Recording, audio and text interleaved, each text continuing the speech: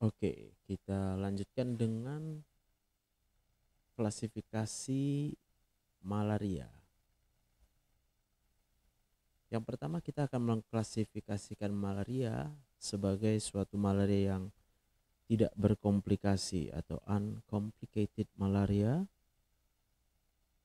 yaitu suatu malaria yang dengan gejala atau simptomatik kita membuktikan bahwa dia merupakan suatu malaria tapi tanpa tanda-tanda malaria berat, ya, without features of severe malaria. Penyebabnya bisa disebabkan oleh berbagai plasmodium. Pengobatannya nanti kita lihat. Kemudian kita mengklasifikasi suatu malaria berat atau severe malaria. Ya, ini yang penting karena ini malaria yang mengancam jiwa. Merupakan malaria dengan manifestasi yang sangat berpotensi menjadi fatal atau menyebabkan komplikasi. Penyebabnya paling umum disebabkan oleh falciparum malaria, ya. Patofisiologi ini yang harus diketahui. Eritrosit yang mengalami infeksi, ya, itu akan menyumbat kapiler. Jadi kapiler-kapiler darahnya tersumbat oleh eritrosit yang diinfeksi oleh plasmodium, yang dapat menyebabkan terjadinya disfungsi pada organ ketika organ-organ tersebut mengalami kapiler-kapilernya tersumbat oleh eritrosit yang terinfeksi oleh Plasmodium falciparum. Ada kriterianya untuk suatu diagnosa malaria berat, yaitu lebih sama dengan satu dari beberapa gambaran klinis berikut ini. Yang pertama, prostration. Secara umum ini akan menyebabkan gambarannya adalah pasiennya sangat lemah, ya, sangat lemah. Itu sudah tanda suatu malaria yang severe. Kemudian gejala sistem saraf pusatnya mengalami halusinasi, pasiennya mengalami kebingungan, penurunan kesadaran, bisa dengan kejang, bahkan juga dengan koma, ya. Seizures itu atau epileptic seizure, suatu kondisi di mana terjadinya aktivitas listrik yang tidak teratur di dalam otak disebabkan oleh kondisi hyperexcitability dari neuron-neuron. Jadi terlalu gampang dirangsang dari neuronnya, terutama pada daerah korteks. Tergantung pada asalnya dan tipe dari kejangnya, beberapa gambaran kejang ini bisa kita lihat, ya. Various temporary motor, sensory, autonomic, or psychological symptoms may occur. Jadi beberapa gejala motorik, sensorik, otonomik, ya, maupun psikologisnya itu bisa terjadi. Paling sering adalah rhythmic twitching and loss of consciousness. Paling sering adalah twitching, kedutan yang ritmik, dan juga kehilangan kesadaran. Biasa disebut dengan tonic-clonic seizures. Iya. Kemudian pada jantung akan menyebabkan shock, ya, artinya darah tidak dipompa, darah tidak bisa keluar dari dalam jantung sehingga menimbulkan hipotensi, penurunan tekanan darah. Kemudian capillary refill time-nya lebih sama dengan 3 detik sampai menyebabkan gagal jantung. Semua karena oklusi atau penyumbatan kapiler oleh karena eritrosit yang diinfeksi oleh Plasmodium falciparum. Di paru-paru sendiri bisa menyebabkan distres pernapasan atau gagal pernapasan, bisa menyebabkan edema pada paru, dan juga bisa menyebabkan acute respiratory distress syndrome, ya. Kita lihatlah. Oke, dia terlalu banyak penjelasannya, ya. Jadi di ginjal ini bisa menyebabkan nyeri di pinggang, flank pain, karena peradangan pada ginjalnya. Kemudian bisa menyebabkan pasiennya berkurang jumlah urinnya atau oliguria. Kemudian hemoglobinuria, urinnya berisi hemoglobin. dan juga gagal ginjal akut, acute kidney injury. Kemudian pada gangguan sistem pencernaan dijumpai jaundice. Ya sebenarnya kurang tepat ya kali jaundice ya. Jaundice lebih mungkin karena eritrositnya banyak mengalami hemolisis. Walaupun kemungkinan besar sel-sel plasmodium tadi yang menginfeksi di hepatosit juga akan bisa menyebabkan terjadinya jaundice ya. Gitu. Jadi double dari gastrointestinal dan juga dari hematopoiesisnya ya. Untuk hematopoietik udah ya, Pak? Kapan bisa dicet itu? Ada chatnya? Ada rencana mau beli chat di sana? Ini Bapak lanjut ke sana ya? Oke. Nanti kami kabar ya kalau dari chatnya ya. Ya, Pak.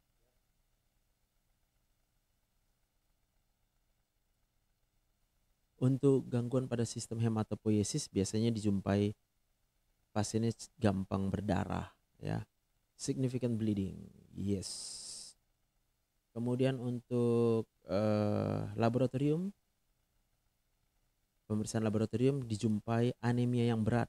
Kita sebut anemia berat kalau HB-nya kurang dari 7 pada orang dewasa atau kurang dari 5 pada anak-anak ya. Kemudian hipoglikemi. Pasiennya dengan hipoglikemi berarti dia sudah mengalami malaria yang berat, severe malaria ya. Tadi saya jelaskan penyebabnya adalah karena kerusakan pada sel hepatositnya menyebabkan pasiennya, penderitanya tidak bisa menjalani proses gluconeogenesis maupun glikogenolisis ya. Lalu bisa mengalami asidosis ya, pH darahnya menurun dengan atau tanpa laktat ya. Biasanya pasien akan mengalami defisit basa lebih dari 8 mg atau bikarbonatnya kurang dari 15 mg ya. Kalau dia terjadi peningkatan laktat, maka laktatnya lebih dari 5 ya, jadi kita harus memeriksa juga laktatnya. Kenapa laktatnya? Karena berlangsungnya metabolisme yang anaerobik. Kemudian bisa mengalami acute kidney injury dengan pemeriksaannya adalah kita jumpai kreatinin lebih dari 3 ataupun ureanya lebih dari 20 mmol. Hiperbilirubinemi yaitu bilirubinnya lebih dari 3. Itu tadi menandakan dia suatu keadaan bisa anemia hemolitik, bisa juga karena hepatitis oleh karena plasmodium yang menyerang pada hepatosit ya.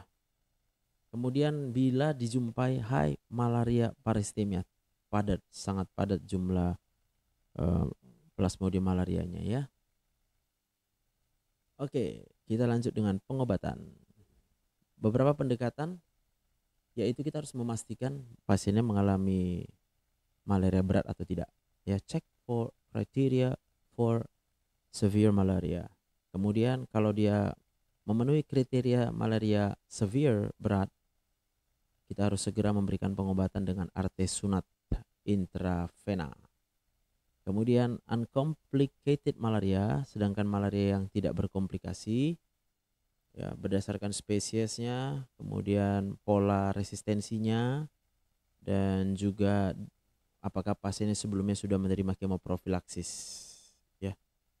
Nanti kita perhatikan lagi cara pengobatannya ya.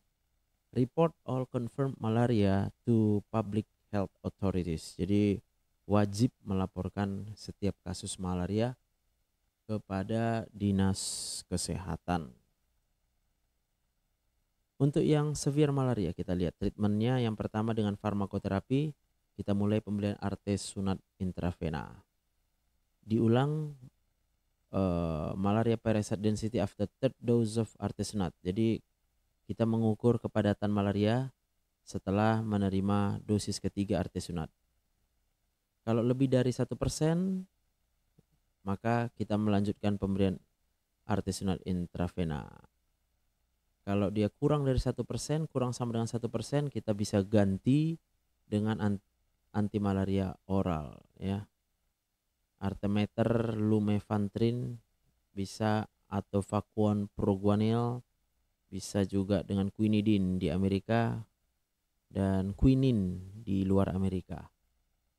Nanti kita lihatlah ya, untuk yang pengobatan di Indonesia itu sebenarnya udah dikeluarkan oleh eh, Kementerian Kesehatan ya. Supportive care dan monitoringnya adalah dengan mengatasi demamnya, manage fever, kemudian mencegah hipoglikemi. Jadi hipoglikemi ini harus kita jaga. Jangan sampai pasien mengalami hipoglikemia. Kemudian kalau kita jumpai malaria yang berat, kita harus menganjurkan perawatan di ICU. CDC recommends contacting their malaria hotline for all patients with severe malaria. Severe malaria is a medical emergency. Without appropriate treatment, mortality is nearly 100%. Jadi pasien yang mengalami malaria berat kalau nggak diobati itu akan menyebabkan kematian 100%. Untuk yang tidak berkomplikasi ya, maka beberapa agen yang bisa kita lihat pemberian obatnya berdasarkan jenis plasmodiumnya. Kemudian apakah sebelumnya sudah menerima kemoprofilaksis, kemudian kemungkinan pasien mengalami resisten kloroquine. Ya. Beberapa tambahan pertimbangan pada Plasmodium vivax dan ovale, kita harus memeriksa level G6PD, kemudian berikan primaquine atau tafenoquine untuk mengeradikasi hipnozoid. Jadi untuk mengeradikasi hipnozoid di dalam hepatosit ya, itu dengan primaquine. Oke, overview of treatment of uncomplicated malaria ya. Oke. Chloroquine, artemether, Plasmodium malaria itu dengan chloroquine, artemether, lumefantrine atau Facon atau mefloquine. Plasmodium falciparum dan yang lebih sering lagi dan yang yaitu Plasmodium vivax are becoming increasingly resistant to chloroquine. Jadi semakin lama Plasmodium falciparum dan vivax lama-lama sudah mulai resisten terhadap chloroquine, jadi nggak efektif lagi. Untuk obat-obatnya, overviewnya ini ada chloroquine, yaitu untuk pengobatan dan juga profilaksis malaria disebabkan oleh Plasmodium malariae, ovale ataupun Plasmodium vivax dengan chloroquine.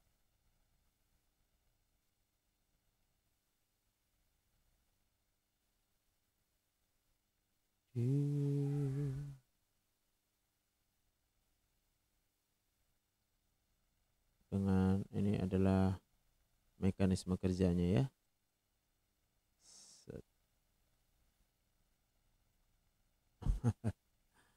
Kelihatan semua dia.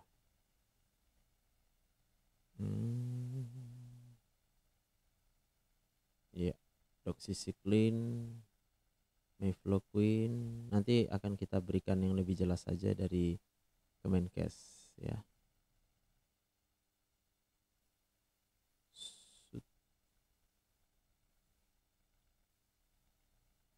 Oke. Ini beberapa gambarnya, target dari cara kerja obat anti malaria ya.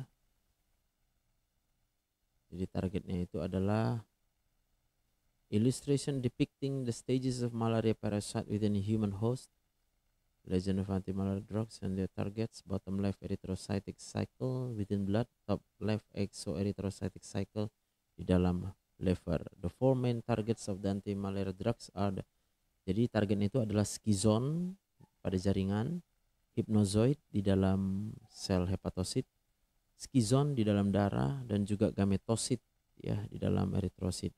Which are the asexual developmental stages of malaria parasites that occur dalam liver and blood of an infected human host. Most anti-malaria drugs act on the erythrocytic stages. Jadi kebanyakan obat-obat anti malaria sebenarnya bekerja pada fase eritrositik daripada parasit malaria, khususnya skizon darah. Primaquine is the only antimalarial that attacks the hypnozoids. Jadi primaquine adalah satu-satunya obat anti malaria, primaquine, yang bisa menyerang hipnozoid ya, yang merupakan stadium dorman yang tidur. Stadium tidur dari Plasmodium vivax dan Plasmodium ovale yang bertanggung jawab terhadap terjadinya malaria yang relapse atau kekambuhan ya. Ini dia.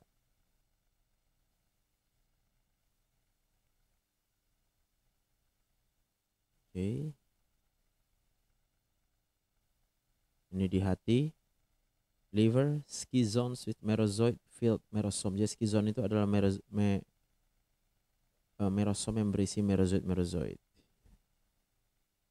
Ini ya, tisu schizone, hipnozoid, schizone darah, dan juga gametosit.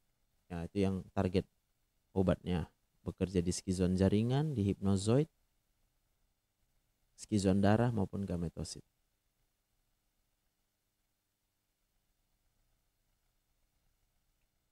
Ini adalah porfiria cutanea tarda. Apa ini? Porfiria cutanea tarda adalah kulit yang menunjukkan bagian dorsum dari tangan adanya blistering rash. Sun exposed skin. Oke.